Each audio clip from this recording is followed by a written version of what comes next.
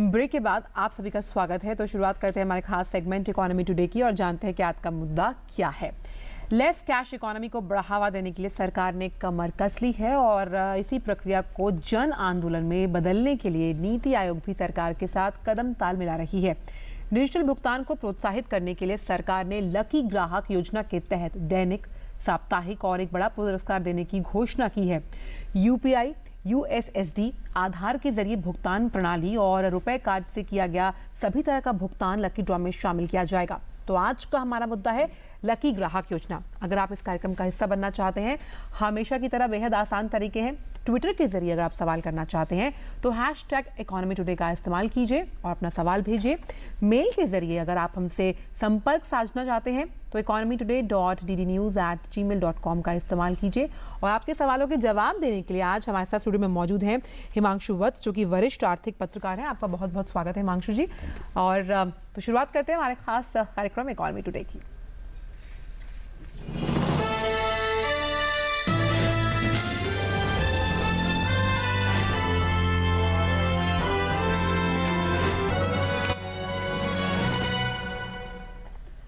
तो देश में लेस कैश अर्थव्यवस्था को बढ़ावा देने के लिए सरकार ने डिजिटल पेमेंट पर इनाम देने का ऐलान किया है। सरकार ने लकी ग्राहक योजना का ऐलान किया, जिसके तहत लोगों को डिजिटल पेमेंट पर कैश इनाम दिए जाएंगे। सरकार की तरफ से बताए गए 4 तरीकों से डिजिटल पेमेंट करने वालों को बड़ा इनाम मिलेगा। रोजाना 15,000 लोगों को 1,000 रुपए का इनाम दिया जाएगा।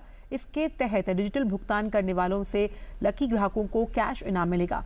25 दिसंबर को इसका लकी ड्रॉ पहली बार होगा। आइए देखते हैं इस खास रिपोर्ट में।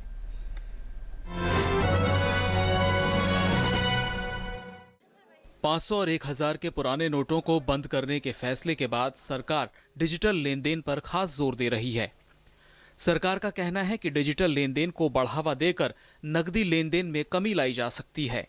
इस बीच नीति आयोग का ऐलान लोगों के लिए नई खुशखबरी लेकर आया है। नीति आयोग ने आम ग्राहकों और व्यापारियों के लिए अलग अलग लकी ड्रॉ योजना का ऐलान किया है। These two schemes, Lucky Grahak Yojana and Digi Dhan Vyapari Yojana, are meant to provide incentives to consumers to move from cash to digital modes of payment. इस योजना की शुरुआत 25 दिसंबर से होगी और अगले 100 दिनों तक चलेगी। लकी ग्राहक योजना के तहत हर दिन 15,000 विजेताओं को 1,000 रुपए की राशि दी जाएगी। इसके साथ ही हर सप्ताह 7,000 विजेताओं को अधिकतम 1 लाख रुपए तक की राशि दी जाएगी। योजना के अंत में मेगा ड्रॉ किया जाएगा और 14 अप्रैल को मेगा अवार्ड के रूप में 1 करोड़ रुपए की राशि एक ग्राहक को दी जाएगी। नीति आयोग का कहना है कि सरकार डिजिटल लेन देन को जन आंदोलन बनाना चाहती है और कैश की समानांतर अर्थव्यवस्था पर अंकुश लगेगा। गौरतलब है कि वित्त मंत्रालय ने डिजिटल तरीके से पेमेंट करने पर पहले ही कई तरह की छूट का ऐलान किया है। पेट्रोल की खरीद से लेकर बीमा पॉलिसी के प्रीमियम का भुगतान हो या फिर रेल टिकट की बुकिंग, तमाम तरह की सहूलियतों का ऐलान किया गया है, जिससे से ज्यादा लोग डिजिटल उपायों के जरिए लेन देन करें। शैलेंद्र मिश्र की रिपोर्ट, डीडी न्यूज, दिल्ली।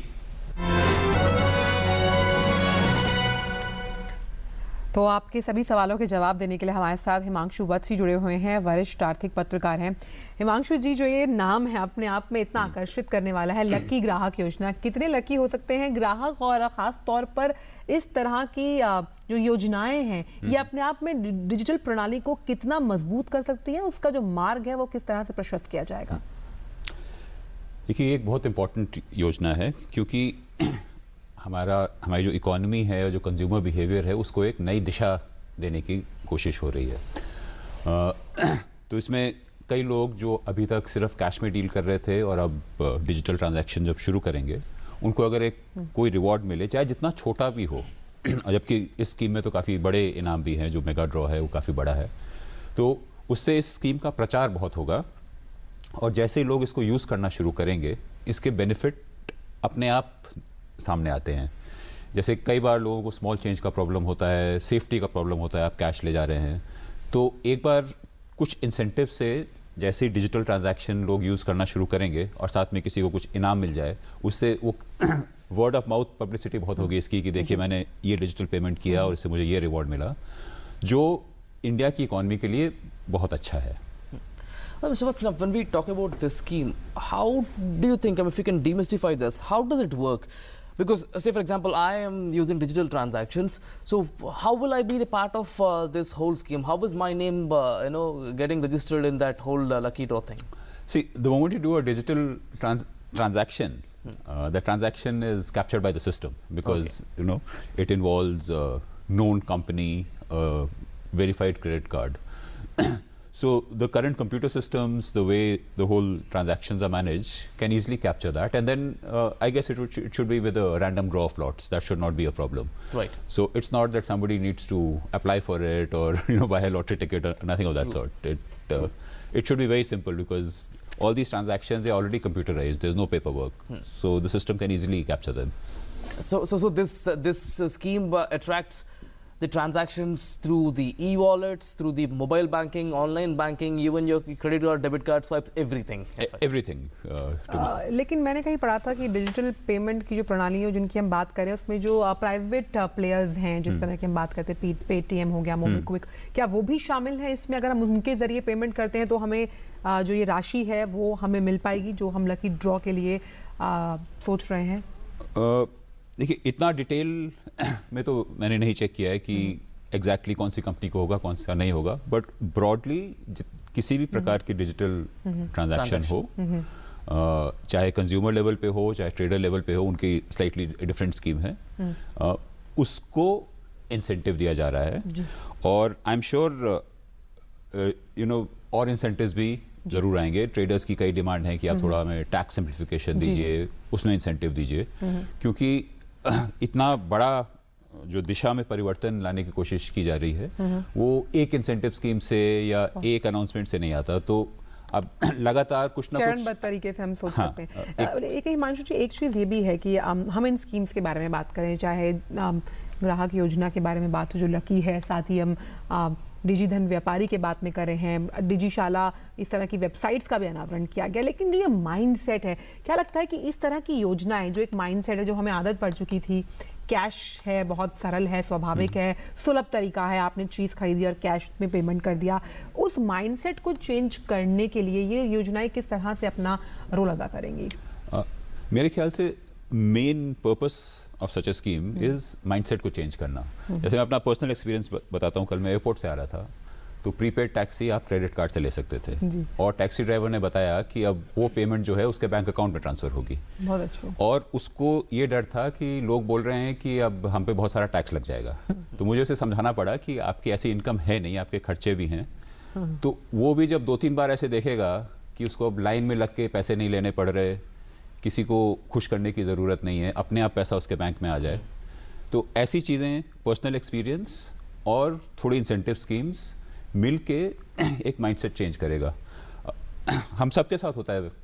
मैंने अब रिसेंटली खुद इलेक्ट्रॉनिक पेमेंट काफ़ी ज़्यादा शुरू की है। उससे मुझे कन्वीनियंस काफ़ी है। आप किसी दूसरे शहर में गए, एयरपोर्ट से आपने टैक्सी ली या रेलवे स्टेशन से, कई बार होता था कि कैश प्रॉब्लम नहीं है, किसी ने एक फटा हुआ नोट दे दिया, सिक्योरिटी होती थी कि आप एक अनजान जगह में जेब से पैसे निकाल रहे हैं।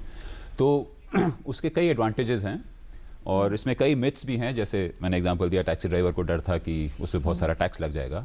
तो वो जब देखेंगे कि उनका एक्सपीरियंस कैसा है, सिर्फ कन्वीनियंस ज़्यादा है, कोई उसमें हार्डशिप नहीं है, तो ऑटोमेटिकली जिस तरह कंप्यूटर्स आए थे, लोगों को बहुत शंकाएँ थी, बहुत शक था कि समथिंग में गो रॉन्ग। लेकिन फाइनली यही हुआ कि जिन लोगों ने कंप्यूटर अडॉप्ट नहीं किए वो पीछे रह गए। Right. So, you rightly mentioned that there is a change of the mindset, and such schemes will, and incentives will encourage the people to move towards these digital transactions. However, at the same time, many people have certain myths, as you were mentioning. There is a divide talk that comes out of through those through the situation, and then we don't even call myths because there are practical situations. Say, for example, if someone uses an e-wallet and then he does the transactions, and then there is an interest rate of 2.5% that is cut from their e-wallet as well, from their money. And then there are merchants, there is a merchant discount rate that is also going on. So when through e-transactions, so such tax cuts, in fact, are apparently creating some sort of or discouragement or something, so that these people might prefer towards the going towards cash rather going towards digital transactions? Don't you think that will play a role? See, as far as the preference of cash goes, practically where you would really need it is in very small transactions, maybe in remote areas which do not have connectivity, or as somebody put it, if you want to buy a bit of butter or small groceries in a small town, so it is much more convenient to have cash. But on the other hand, there is this mindset issue. Traders do have concerns. You mentioned the transaction cost. I think as the use of digital money increases, that transaction cost has to come down.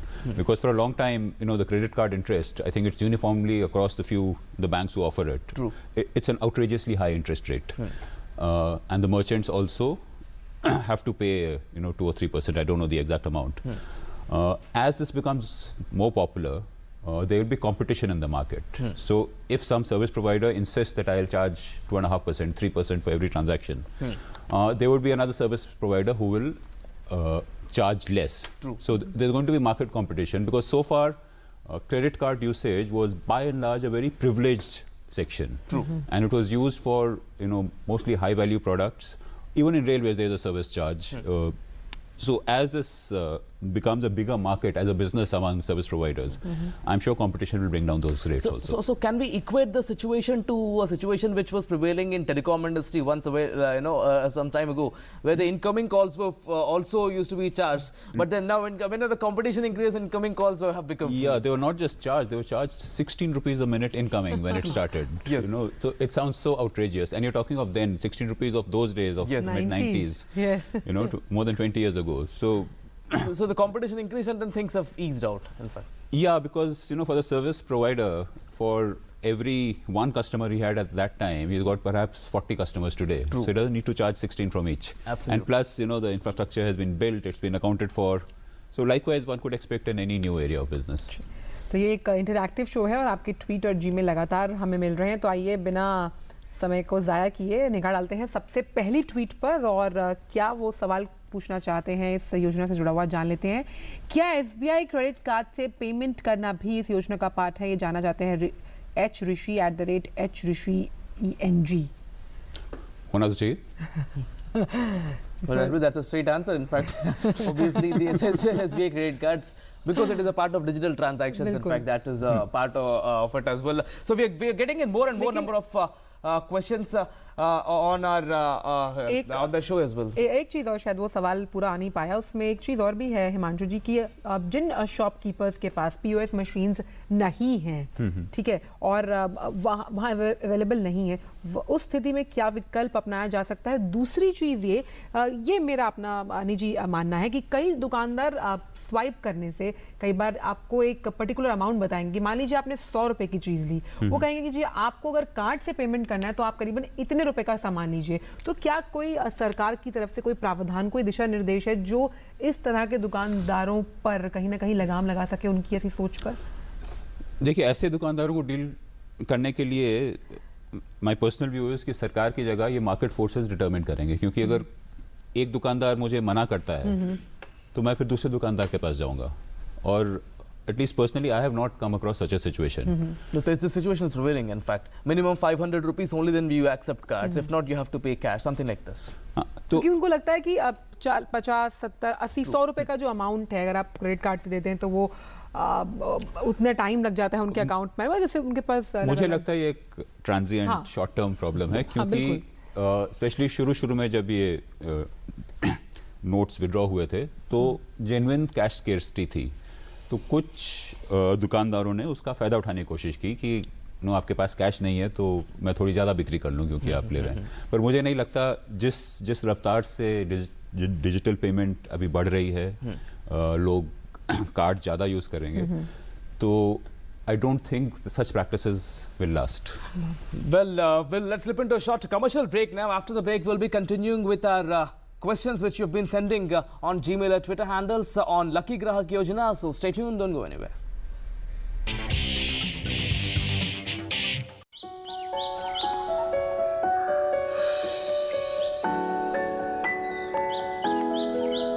losing a lot on transaction fees?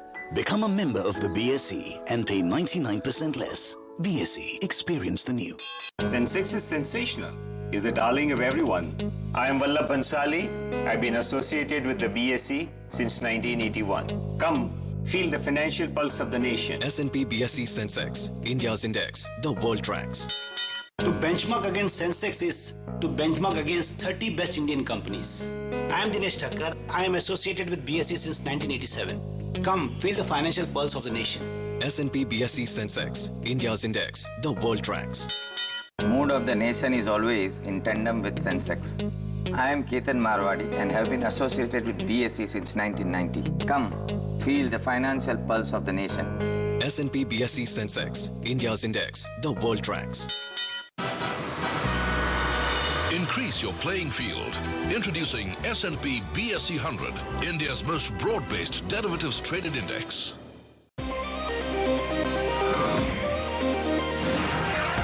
India's fastest currency derivatives exchange is here. BSE CDX, powered by Bolt Plus. Break के बाद आप सभी का स्वागत है हमारे खास segment economy today में। और आइए देख लेते हैं कि अगला सवाल जीमेल पर किसने पूछा है। लकी ग्राहक योजना से जुड़ा हुआ अकरम खान का ये सवाल है। आइए देख लेते हैं कि वो इस योजना के बारे में क्या जानना चाहते हैं। इस योजना में किसी तरह की कोई गड़बड़ी तो नहीं होगी, इसको सरकार किस तरह से सुनिश्चित करेगी? अकरम खान, khan.akram80@rediffmail.com। मुझे तो कोई गड़बड़ का इसमें स्कोप लगता ही नहीं है, क्योंकि ये बहुत ही स्ट्रेट फॉरवर्ड सिंपल योजना है कि अगर आप डिजिटल ट्रांजैक्शन करेंगे आपको एक इनाम मिल सकता है। तो पता नहीं इन्होंने अगर जीमेल में और डिटेल दिया है कि उनको किस गड़बड़ की चिंता है या लग रही है, क्योंकि it's a very very straight forward scheme कि सरकार चाहती है कि आप डिजिटल ट्रांजैक्शन करें और जो डिजिटल ट्रांजैक्शन है उसमें से किसी ट्रांजैक्शन करने वाले को एक इनाम मिल जाएगा। तो मुझे कोई भी चांस नहीं लगता कि इसमें कोई भी गड़बड़ हो। And the daily reward of 1,000 rupees will be given to 15,000 lucky customers for 100 days. I think those 1,000 rupees will also be transferred to the accounts, digital payment. That better be the digital payment. That cannot be any other way. So well, let's have a look at the other question now. We're getting on our Gmail and Twitter handles as well. Let's have a look at the next question on our show. This is by Viren Dodia. The question is ATM card payment included in this Yojana? Well, absolutely. I think we've mentioned that as well. And I think by ATM card, what the person means is the debit card. Yeah, absolutely. Yeah, debit and credit cards. In fact, the transactions through debit and credit cards. Yeah, it should be. Let's move to the other question now. On Lucky Grahak Yojana, we're getting many questions on Gmail and Twitter. Let's have a look at the other question.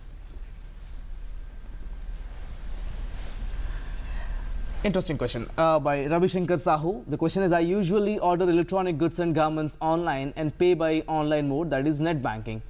Am I also eligible for this? No, so this is a little tricky. People in fact are like having doubts, am I eligible? Is it eligible? There and under the scheme. See, first a broad point that I really like these questions because people are taking it seriously and they're seeing whether they're eligible. And as far as my understanding goes, this person should be eligible. I mean, this kind of a transaction, because it is again digital payment. My understanding is that any payment other than, giving rupees, giving currency note and taking, a non-cash payment would be incentivized. So probably yes. Now, Mr. Vats, how strong should the infrastructure be to track every transaction? Because there are like so many people, crores of people transacting on the digital mode, and then collecting the whole information. It is a humongous task. In a sense, yes, but these transactions are already captured. The moment you make a payment, it gets recorded somewhere, both in. But then accumulating and all at one junction, and then going for a lucky draw. The current level of softwares and the computer power is sufficient. Okay. I don't foresee a concern there. चलिए तो अगला सवाल देखते हैं कि किस माध्यम से और वो क्या पूछना चाहते हैं। लकी ग्राहक योजना से जुड़े मामले को लेकर ये सवाल ट्विटर पे है, प्रवीण बाजपेयी ने भेजा है। एक व्यक्ति अपने अलग अलग बैंक अकाउंट से डिजिटल पेमेंट कर लकी ग्राहक योजना से क्या एक से ज़्यादा अधिक बार इनाम की राशि ले सकता है? ये मुझे इस तरीके का सवाल इस बात की याद दिला रहा है कि मान लीजिए आपको स्कूल में टेस्ट पेपर आते थे और वो कहते थे कि अब इसे आप सॉल्व कीजिए, आपको आपको इसके लिए इनाम दिया जाएगा कंप्यूटर्स के जरिए, तो लोग अलग अलग ईमेल अकाउंट से करके उसमें इनाम ले लेते थे। तो क्या ये एप्लीकेबल रहेगा? हो सकता है एप्लीकेबल रहे, but I think there is a broader philosophical point जो जिसने प्रश्न भेजा है वो पूछ रहे हैं कि इंडिया में जब भी कोई स्कीम लाई जाती है तो बहुत कोशिश होती है कि किस तरह आप रूल्स को सर्कमवेंट करके किस तरह उसको आप एक्सट्रैक्ट कर लें। तो I think at one level this is a very important point कि जब आप इकॉनमी को एक नई दिशा दे रहे हैं तो सरकार को भी इस पे ध्यान रखना पड़ेगा कि लोग इस चेष्टा को, इस एफर्ट को मिसयूज ना करें।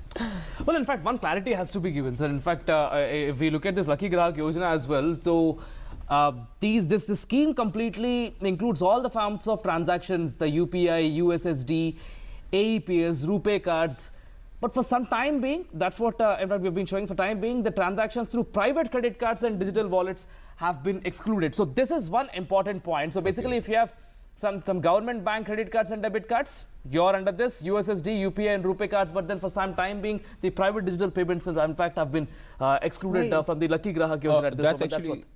That's actually a very good thing because there are already many high value customers who are using these private cards, and the moment you want to expand this usage, so you're really talking of RuPay and those kind of cards. True. Or some remote area SBI might be the only bank. So that's an important part because I don't think यानी कि जिस I should be eligible for that scheme. जिसने वो सवाल SBI credit card को लेकर या फिर डेबिट कार्ड को लेकर पूछा था वो सही था कि उन पर ये एप्लीकेबल शायद रहेगा क्योंकि SBI एक सरकारी बैंक है। लेकिन जो प्राइवेट प्लेयर्स हैं उन्हें अभी थोड़ा इंतजार करना पड़ेगा। आइए अगला सवाल देखते हैं। जीमेल पर सवाल सत्यरंजन का है, वो क्या पूछना चाहते हैं?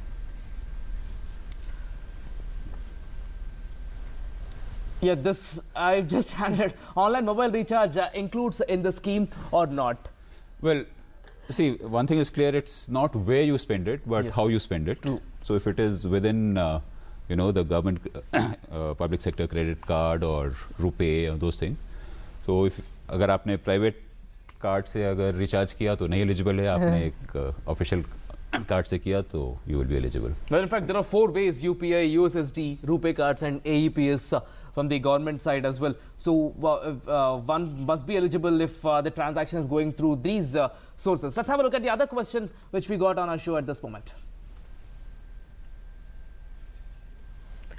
प्रणव मिश्रा का सवाल है, जीमेल के जरिए पूछना चाहते हैं क्या इस योजना का लाभ मोबीक्विक और पेटीएम इस्तेमाल करने वालों पर को भी मिलेगा या SBI का ऐप डाउनलोड करना पड़ेगा? आई थिंक ये हम बता चुके हैं शो में कि अगर आप जितने भी सरकारी ख़ास तौर पर माध्यम है उनका इस्तेमाल करते हैं, जैसे कि UPI है, USSD है या फिर रुपए कार्ड, तो वो आपके लिए फ़िलहाल लाभकारी साबित हो सकते हैं। लेकिन जो प्राइवेट प्लेयर्स हैं अभी उन्हें कुछ अंतराल के लिए इंतज़ार करना पड़ेगा। आप किसी भी प्रणाली से अगर इसको इस्तेमाल करते हैं, डिजिटल प्रणाली से, और किसी भी चीज़ को ख़रीदना चाहते हैं तो ख़ास तौर पे जो 4 माध्यम हमने आपको बताए हैं इस मंच के ज़रिए, आप इस योजना में उसके ज़रिए शामिल हो सकते हैं। एक और जीमेल है हमारे पास और क्या सवाल पूछना चाहते हैं वो इस योजना से जुड़ा हुआ, ये देखते हैं कि जीमेल पर तस्लीम अहमद क्या सवाल कर रहे हैं। Would there be any limit on the number of transactions to be counted? Tasleem Ahmed, how are you understanding this thing, sir? Because obviously there could be more and more number of transactions. I myself do 10 transactions in a day. So will there be a limit? How are you looking at this? What is your understanding? I don't think there can be a limit because if that would be a little difficult to monitor and enforce. Although if the government is determined to do that, it is still possible. So because I think it should be from a total number of transactions. Now, whether the system of selection gives, the random selection is on the number of transactions or the people involved, that detail we don't know yet. Right.